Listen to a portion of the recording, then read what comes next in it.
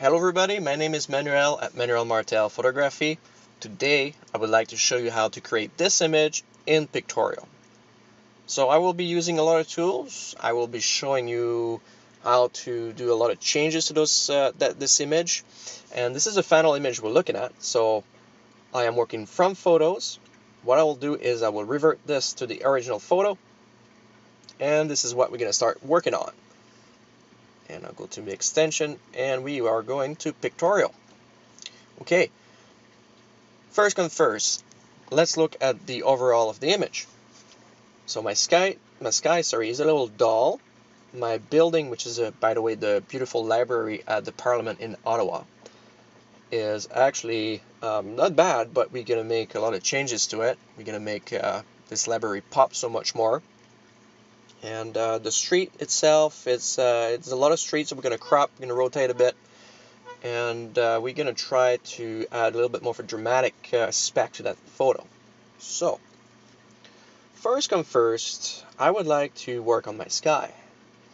Or, yeah, let's start with the sky. So what I'm going to do here is I'm going to go to my retouch tool. I will open my tone tool, and I will add a Luminosity Mask right from the get-go. So basically what I'm going to do here is I want to darken the sky a little bit. Actually, let's work on the actual library first. Change my mind. Library first. What I'll tell Picktorial here is I will slide this to the dark area. So I'll tell Picktorial I don't want to work on the brighter part of the image. So because the sky is pretty bright, I would only work on the darker part of the image. So that's what I just did there. I just skipped all the bright part. And what I'll do here, I'm just going to zoom in just a notch. And the idea behind choosing a Luminosity Mask is I can do a refined selection. So I want to brighten this a little bit. So I will go ahead and just go and paint away all this. It doesn't really matter how big or small my brush is because the mask will leave the sky alone. At this point, I don't necessarily want to use the grass so much. So in this brush, so I'll try to leave it alone. So I'm using like pretty good edge here on my brush. If you guys are not familiar with the edge for the brush, what's happening here is if the edge is way high, so about 86% to 100%, then Picktorial is smart enough to see that you don't necessarily want to use the grass in this image. You only want to use the library. So you don't want the grass to be affected. So it'll kind of create a line. So if I press O, the O key, you'll see the actual change that I made there. So it's pretty good. It'll make a good selection that way. So if you're not too sure and you see that some part of the image is not selected, like the windows, so basically just to revert back here, whatever it's black is not being affected by my brush, and whatever it's white is being affected by my brush. If I bring the edge to 0, then if I go around, everything is selected now. So you can use your edges to your advantage, but sometimes it's not working so good. So you go around and then you just go like this and paint everything into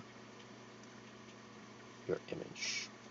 Okay, I'll bring the edge back up. Oops, I didn't want this to happen. I'm going to press Command Z to undo. I'll bring this back to about 80%. Okay, so I press O to get out of it. So just to go back to the Luminosity Mask here, if I press O, you can tell that I use a lot of painting into the sky here. I'm painting away in the sky, nothing's happening. So if I do change this, then you'll see that all the painting is showing. So basically you just choose that slider until you see that the bits in the skies are gone.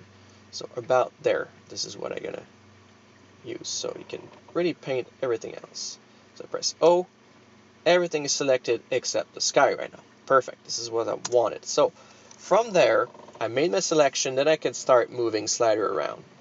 So I'm gonna play with my exposure to make it look good, about right here. So you'll see me doing this. I go back and forth with my slider.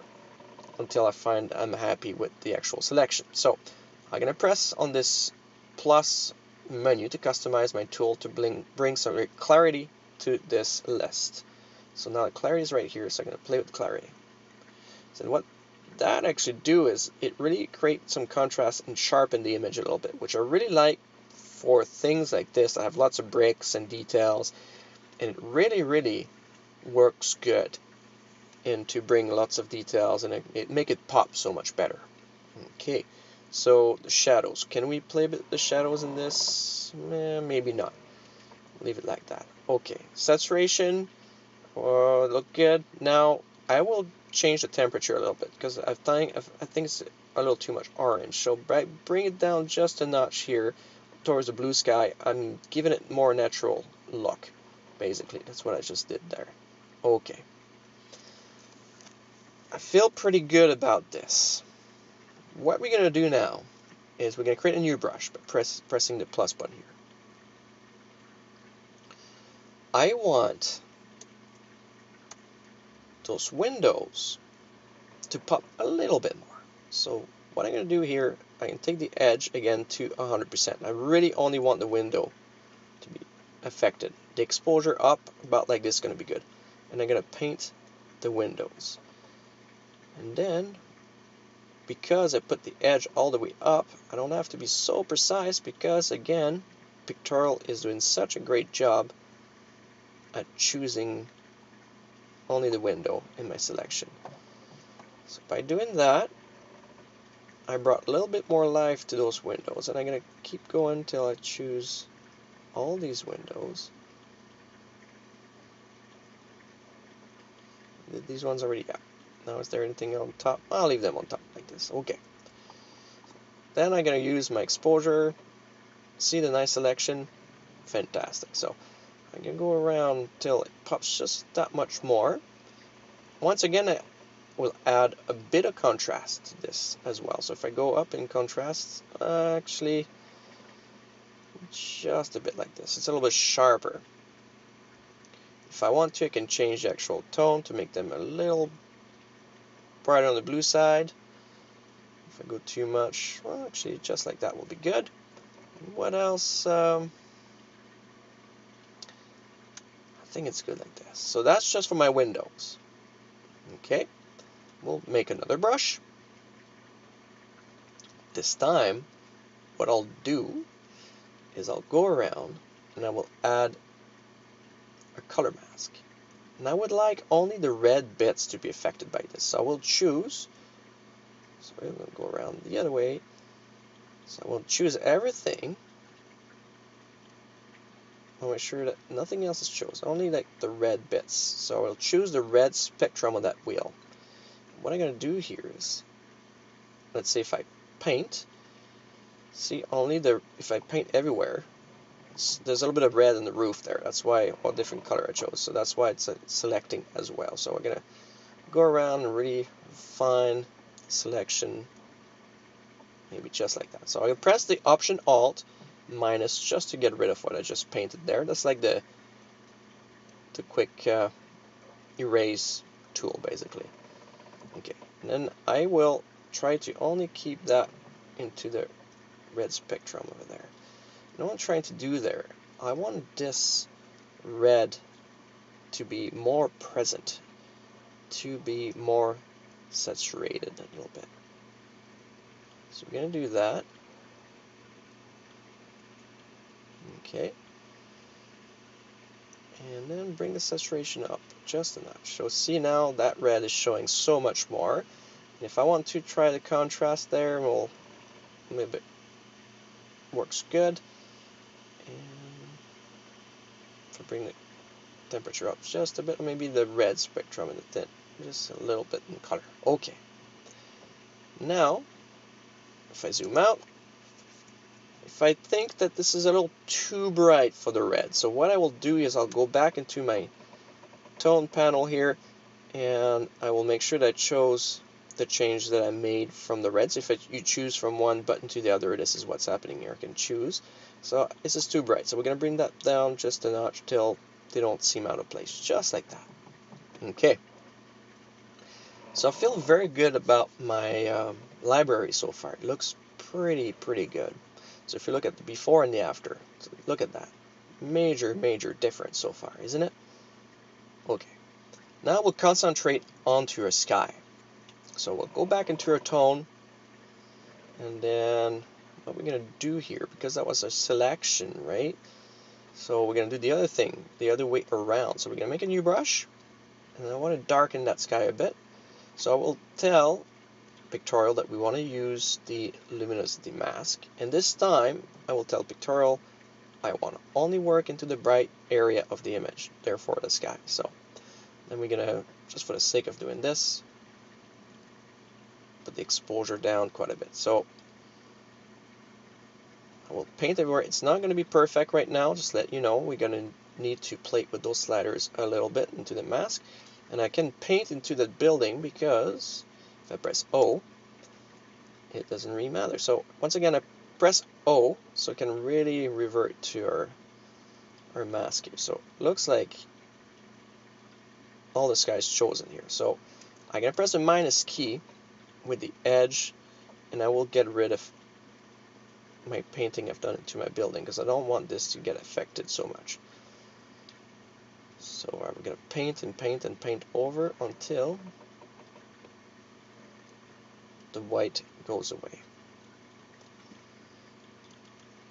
You can click a bunch of times as well if you want to on top of an area. Okay, so press O again to get out of it, and here it is. Now you'll find this problem here. So if I zoom in,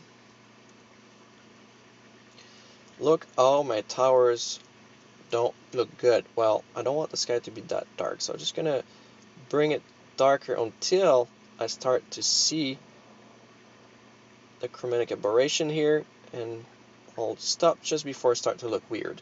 Highlight is great when it comes to sky. So if I press O, oh sorry, not O, if I go revert back, highlights is what the slider that's the most useful when it comes to skies like this. So bring the highlight down, not so much the exposure. Okay. One good thing too is you can add if you want a curve to this. So let's go to curves and we'll go down. And if you do bring that, change the actual bottom here, the contrast of your image will change a bit. So just a little bit like this. Try to bring it down this way. There we go. I think it's pretty good like that. So just a little bit of change here. Okay. Let's look at before and after. So sky is that much present. Now I think we're lacking in contrast a bit in the sky. So it's a little dull at the moment. So I'm going to go back and press on our skies, this one, right? I'm going to press O to make sure, yeah, that's the one. And then the contrast, we're going to bring that a bit more like this, a bit more contrast. And then black, oh yeah, black could be good, just like this. Okay, now if we take a look at the before and after, yeah, our sky's a little better, a little darker, a little bit more to finish into it. Maybe we'll bring this down just a notch, play the curve just a little bit, before and after. Oh yeah, that's so much better now. Okay. That's for my sky. Now, I think what we're going to do here is we will work a bit on this area of the photo here at the bottom. And I want to get rid of this right there. It's distracting me. So we will go to our patch tool. Let's zoom in a little bit more. Just going to really concentrate on that. And then I will draw as close as I can to the edge of this grate there until everything's chosen, and then I will move this around. If you think you haven't chosen enough, like I just did there, it's not all of it, so I'm going to press delete to get rid of this selection, and we're going to go just a little bit over then. Just a little bit more, just like that. And then we're going to bring this around till I find an area which looks very nice and smooth, which is about there. Okay, if I zoom out, you'll never know it was there. Good. Another thing I want to do here is maybe create a little blur at the bottom. So we will go to the defocus. And I like to use the actual linear gradient here. By using this, what I'm going to do here is just move it like this. And then you can really rotate. And the key with this gradient is you want the transition to be smooth. So about like this. So what's between these two extreme lines there, it's what's going to be sharp, and what's past, it's going to be blurry at the bottom. And basically the circle in the middle is our starting point where it started to get blurry. So basically between that middle line, the outer line is the feathering. So if I zoom in, okay, now I can tell it's blurrier. So if I change how blurry it gets, I don't want it to be too blurry, but just a little bit. Maybe just like that. So basically what's going to happen here is once I crop this, it'll give us a little bit more of a 3D perspective.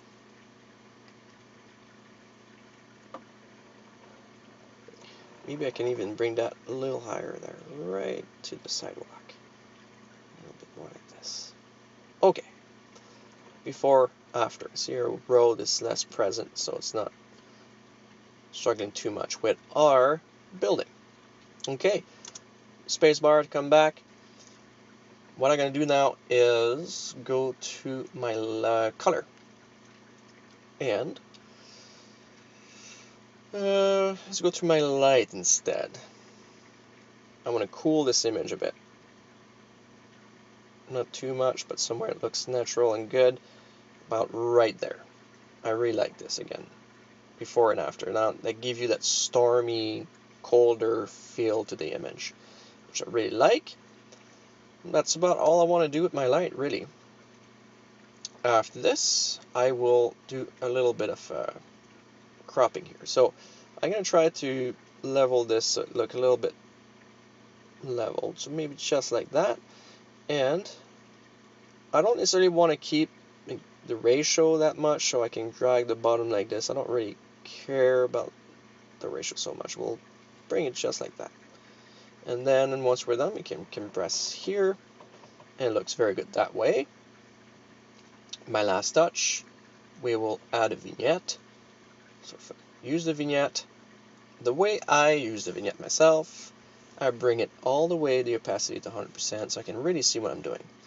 And then I don't necessarily want the actual everything in the castle, the library. I keep saying it's a castle because it does look like a castle, but it's actually the library. So I want just the edge of it to be affected. So if I bring my feather down, I can really play with my radius. I kind of like this actually. And then we're going to play with this, maybe just like that. And then we're going to bring the opacity down. I'm going to play the slider. I really like how the road get a little darker and you forget it's there a little bit more. And the sky is a little bit more dramatic that way. So if you go to before and after the vignette, see, it works very good. And here it is. This is all I'm going to do with this image. It was fairly quick, as you can tell. It didn't take too long. And I really like the look. Now another thing we could do, actually, if we turn this off just a second, we can go to the retouch and the sharpen. Now I kind of like the coarse look into this sharpen. I'll show you why. So if you just zoom in a bit, I like the coarse because it gives you a bit of a grunge look to your rocks and image. So we can actually do that. So I'll only do that like on the actual structure itself, not much on the windows, or actually I'll do that around here as well. And I'll try to be very selective, not on the windows, but only on the building itself, not on the grass. And then by doing that, you'll see